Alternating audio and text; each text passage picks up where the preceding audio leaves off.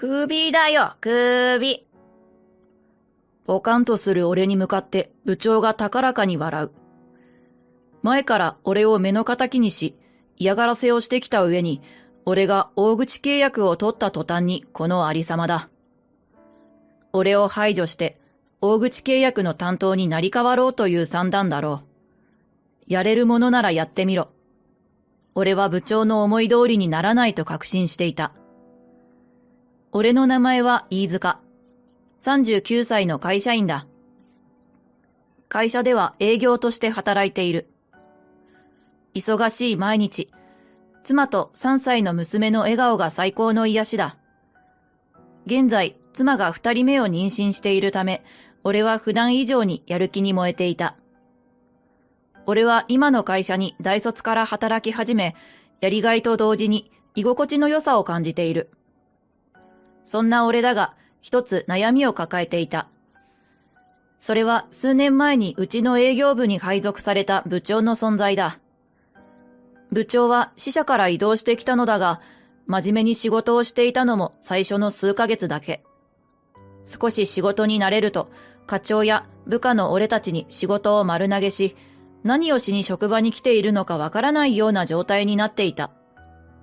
そのくせ、自分の評価や出世に関しては敏感で、部下が手柄を立てると何食わぬ顔で、あたかも自分のおかげというような顔をするから厄介だ。これは聞いた話だが、時には部下から手柄を横取りしたこともあるらしい。課長が人事や社長に訴えたこともあるのだが、面倒ごとを起こすなと逆に注意されてしまったという。社長が我関せずで黙認するせいもあって、部長は調子に乗っているに違いない。これはいつか問題が起きそうだ。俺たち営業部の人間は、新部長を横目に、そんな風に考えていた。部長がうちに配属されてから半年後のことだ。部長が大きなミスをやらかしたことがある。部下から担当を自分にしたのをうっかり忘れて、取引先との商談をすっぽかしたのだ。部署の全員が、そんなことある？と驚愕したのを今でも覚えている。俺はうろたえる部長を尻目に真っ先に行動した。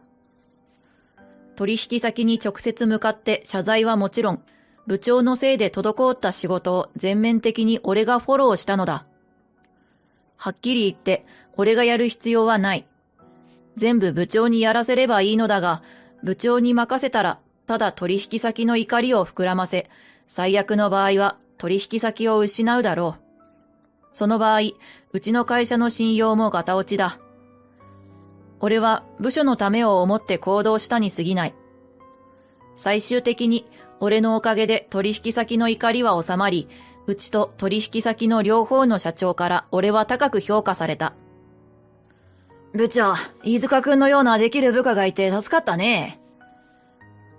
普段部長を黙認している社長が皮肉を込めてそう部長に言ったとき、部長は何とも言えない表情をしていた。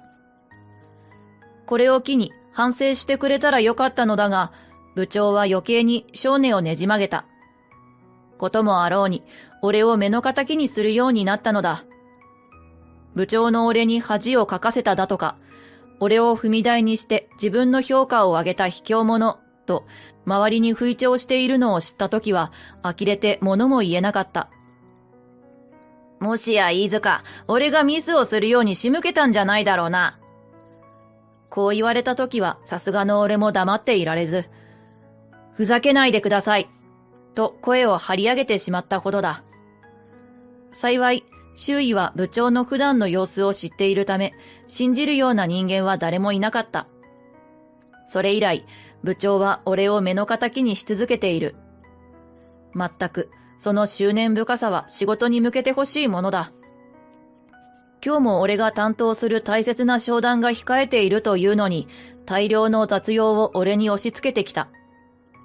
優秀な部下ならこれくらい10分もあればできるだろ？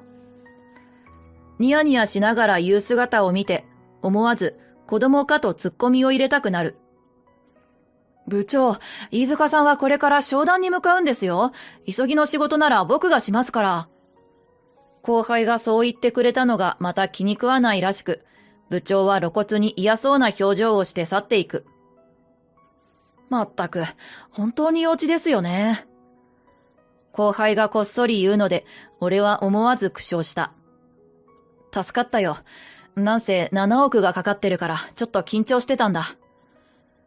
俺が言うと、後輩は肯定するようにうなずく。そう、今から俺が商談に向かう取引先はかなりの大企業。しかも、7億もの金額が動く大きな契約だ。入念に資料をチェックし、イメージを膨らませている最中だった。僕もみんなも応援してますから。後輩の言葉で勇気が出る。同時に妻と娘の笑顔が脳裏をよぎった。おかげでいつも通りの力で商談に臨めそうだ。俺は後輩に感謝を告げると、再び資料に目を落とした。飯塚さん、やりましたね。結論から言うと契約は無事まとまった。後輩や同僚たち、課長も口々に俺を祝福する言葉をかけてくれる。先方の社長、永瀬社長は気難しい人だと業界では有名なのだが、ひたすら地道に通い、熱意を伝え続けたのが大きかったのだろう。俺にこのまま担当になってもらえるのならと契約してもらえたのだ。お祝いムードの中、部長のみが不機嫌をあらわにした顔でうつむいている。やがて俺と目が合うと、部長は不機嫌そうな顔を一変させてにっこりと笑った。その表変ぶりに一瞬で鳥肌が立つ。嫌な予感しかしない。そう思っている間にも部長が立ち上がって俺に近づいてくる。いやー、さすが飯塚くんだ。あの永瀬社長相手に、しかも7億もの契約なんて、部長として鼻が高いよ。部長が俺を褒めるなんて、今の今まで一度もなかった。俺含めた周囲もざわめき困惑する。そうですよね。いやー、飯塚くんはよくやってくれましたよ。異様な空気に課長が間に入ってくれる。同僚たちもうんうんとうなずいて、一瞬また和やかな空気が戻った。だが、飯塚くんがそのまま担当になるのは無理があるんじゃないか？え？俺は意味がわからずに聞き返す。同僚たちや課長も同じだ。部長本人は不気味な笑みを浮かべている。永瀬社長の会社はこの辺では有名な会社だぞ。そんな会社の担当が役職もない社員なんてさ。確かに今の俺はまだ役職はない。だがこの件で大きな実績を作ったのは明白だ。これを機に昇進の声がかかってもおかしくないと課長も言ってくれていた。そう言おうと口を開くが、部長は俺に口を出させまいと、さらに声を張り上げる。だからさ、もうお前に用はないよってこと。ちゃんと言わなきゃわかんない？クビだよ、クビ。その7億の担当は俺がやってやるからさ、安心しろよ。あまりの言葉に俺は愕然とする。確かに今までも部長は部下の手柄を取るような真似をしたらしいし、俺のことも毛嫌いしていた。だからといってここまでするか？というか、俺をクビにする権限なんて部長にはないし、俺自身クビになる理由なんてないんだが、その辺を部長は理解しているのだろうか。その顔。部長は何がおかしいのか、俺を指さして爆笑する。ずーっとお前が邪魔だったんだ。何かと俺の勘に触る真似ばかりしやがって。俺を下げて自分の評価を上げる卑怯者のくせに。だから決めてたんだよ。お前が大きな手柄を取ったら、お前をクビにして手柄を奪ってやるってな。部長は言いながら、俺の肩に手をやり、そのまま言葉を続けた。奥さん2人目を妊娠中なんだって？大変だな。奥さんと子供にひもじい思いさせないように今から職探し頑張らないとな。いやー、それにしても絶望に満ちたいい顔してんね。どこまで腐ればこんな言葉が吐き出せるのだろう。俺は奥歯を噛み締める。ダメだ。腹立たしさから手を出してしまったら、俺も部長と同類の人間になってしまう。俺はそもそもショックでこんな顔になっているわけではない。部長があまりに唐突で意味不明な発言をしているためあっけに取られているだけだ。これで全て俺の手柄だ。勝ち誇った顔で笑う部長に対し、俺も他の人間も冷たい視線を向けている。本当に全てうまくいくと思っているんですか？俺はその一言だけを絞り出した。もちろんだとも。部長はそう言い放つ。ああ、そうかい。ならやってみるんだな。俺は心の中でそう吐き捨てる。そうですか。ではお任せしますね。皆さん、長い間お世話になりました。俺は部長に背を向け、見守っていた同僚たちに頭を下げた。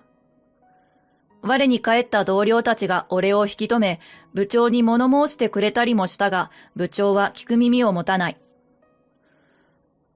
言う通りにする必要なんてないと俺にも声をかけてくれたが、ありがとう。俺はそう答えるだけだった。それから俺は速攻で退職した。3日後、俺のスマホが着信を告げる。人と一緒だったので断りを入れ、相手の確認をしたのだが、俺は眉を潜めた。スマホには部長と表示されていたのだ。退職と同時にブロックしておくべきだったと後悔する。仕事の関係上、番号を教えていたのをすっかり忘れていた。俺は無視を決め込もうと思ったが、同行していた人物が自分に対して遠慮しなくていいと言ってくれたので、電話に出ることに。この際だから言いたいことを言って、すぐにブロックしようと思ったのだ。もしもし。俺が電話に出ると、予想外の声が電話の向こうから聞こえてくる。もしもし、飯塚くんかな？部長ではなく、この声は社長のものだ。毎週朝礼で聞いている声と同じだから間違いない。社長？俺が思わず驚いて声を上げると社長は謝罪する。驚かせてすまない。それよりも話は聞かせてもらったよ。部長が君に首宣告をしたそうだね。まったく何をバカなことを。そもそも部長にそんな権限などないというのに。ぶつぶつと社長は部長に対する不満を続けていく。ご用件は？俺が痺れを切らして尋ねると、ああ、そうだった。と社長は思い出したように言う。退職した君には申し訳ないんだが、今から会社に来ていただけないだろうか。これは我が社にとっても重要な話でね。俺はどうしようかと一瞬迷ったが、同行していた人物の表情を見て、俺は迷いを晴らした。わかりました。今から行きます。俺はスマホの通話を切ると、同行者に頭を下げる。その人物は穏やかな笑みを浮かべたまま俺に言う。この際だ。君がいなくなるというのがどういうことか教えてあげるといい。俺はしっかりとうなずいた。その後すぐに俺は元職場である会社を訪れた。すぐに社長室に通されたとき、そこには社長と部長がいたのだが、俺の姿を見て驚愕する。いや、正確には俺の後ろにいた同行者を見て目を見開いたのだ。飯塚くん、なんで君が永瀬社長と一緒にいるんだね。社長はそう言い、部長は見るからにうろたえていた。そう、俺が電話を受けた時から一緒にいたのは、俺が部長に首宣告される直前に7億の契約を取った例の大口取引先の会社社長だったのだ。永瀬社長は穏やかな笑みのまま社長たちに向かって一礼する。なーに、飯塚くんとたまたま一緒だったのでね。飯塚くんを新たに雇う身としては心配でついてきたというわけですよ。突然驚かせてしまい申し訳ありません。飯塚を新たに雇う？部長が永瀬社長の言葉を繰り返す。ええ、私の退職と事情を知った永瀬社長が私に声をかけてくださったんですよ。実にありがたいお話です。実を言うと、俺は部長に首宣告された直後、永瀬社長に連絡していた。無茶苦茶な部長に対しても、そんな部長をのさばらせておく会社にも、ほとほと愛想が尽きたので辞める。せっかく良いお返事をいただいたのに申し訳ないと、俺は誠心誠意謝罪した。そんな俺の言葉を永瀬社長は黙って聞いてくれて、それならいっそのこと私の下で働かないかと言われたのだ。俺と永瀬社長が笑い合う様子を見て、部長は真っ青になり震えている。なら、損害賠償は何なのですか？突然の部長の大声に、社長がやめろと制止する。損害賠償と聞いて、俺は話の流れを察した。電話で呼び出された時からうすうす感じてはいたが、予想は当たっていたらしい。部長が言うには、今朝早くに部下の社員が血相を変えて報告してきたという。例の7億の取引先から10億の損害賠償請求されてます。部長どうするおつもりですか？こう言われ、部長は血の気がさーっと引いたという話だ。部長の説明を聞き終わり、永瀬社長は顎をさすった。当然でしょう。私は飯塚くんが担当になるのを条件に契約したんですから、契約事項に違反した場合、いかなる理由であっても損害賠償を請求する。契約書にもそう記述されているはずですが、御社だけではなく他の会社でも同様ですよ。我が社では実際に我が社に通い、信頼を得た人間を担当にと決めているんです。そこの部長さんのように部下の実績を奪う人間の好きにさせないようにするためにもね。私はね、そういう美味しいところだけかっさらうような人間が大嫌いなんだ。最後に永瀬社長が語気を強めると、部長はひっと小さく悲鳴を上げる。俺の退職から今日までに、部長は平然と永瀬社長の元へ行き、御社の担当には部長の私が最適だと判断し、新担当を務めさせていただきます。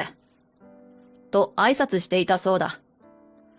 しかもそれだけでなく、俺がいかに使えない人間かを、部長の勝手な言い分で盛大に語っていたという。この時点で、永瀬社長は俺がクビになった経緯を知っていた。ただでさえ腹立たしいのに、この部長の言動に、永瀬社長は激怒したというわけだ。部長も社長も心外そうな顔をしておられますが、契約違反は契約違反に相違ないじゃありませんか。部長が私欲のために越権行為で私に首宣告したんです。しかもみんなの目の前で私を口汚く罵ってね。契約違反も問題ですが、その前に立派な不当解雇ですよ。その点について社長や部長はどうお考えになられているんですか？俺が毅然として言い放つと、社長も部長も苦虫を噛みつぶしたような表情になり沈黙する。自分の不利な状況になると途端に黙るなんて都合のいい人たちだろう。社長はちらりと部長を見ると、大変申し訳ございません。と勢いよくその場に土下座した。すべては社長である私の監督不行き届きが招いた結果です。部長はこの件の責任を取らせて解雇とする。そして飯塚くん、君の退職は帳消しにしよう。そしたら永瀬社長との契約も丸く収まりますよね。部長が驚く様子を見て、俺は思わず吹き出してしまう。何を驚いているんです？部長に何のお咎めもないなんてありえませんよね。それに社長、飯塚くんは彼のような人間を部長にして好き放題させているあなたや会社自体にも信用を失っているんですよ。そんな都合のいい言葉で飯塚くんが戻ってくると思うのですか？俺に続き、永瀬社長の言葉で社長は額に手を当てて考え込んでしまう。実は、飯塚くんが辞めてしまったことで営業部のほぼ全員が退職願や異動願を出している状態なんだ。俺は首を横に振る。それはそうでしょう。どんなに頑張ってもただ座っているだけの部長が手柄を横取りしようとする職場、誰が痛いと思います？しかも実際に言われもなく退職を迫られる現場を見たらねえ。俺が部長を見ながら言うと、社長は観念したようにうなずいた。部長に至ってはもう自分の末路を察したのか、絶望して顔が真っ白になっている。俺は最後にこう告げた。絶望に満ちたいい表情ですね。すべて自分が招いた種ですから、自分で責任を取ってください。俺と永瀬社長は立ち上がる。飯塚くんだけでなく、他の社員まで離れるようでは、この会社もおしまいかもしれませんね。契約違反についてはまた話し合いましょう。では、これにて失礼。呆然とする社長と部長を横目に、俺と永瀬社長はその場を後にした。その後、部長は懲戒解雇になり、俺への不当解雇の慰謝料と損害賠償の一部負担を請求されている。一部とはいえ相当な金額らしい。結局、部長が余計な行動をしなければ、契約は問題なく履行されたのだから当然だろう。俺はというと、永瀬社長の会社で気持ちを新たに元気に働いている。妻と娘も元気そのもので、永瀬社長には感謝しかない。これからは永瀬社長に恩返しするため、そして何より家族のために頑張ろうと思う。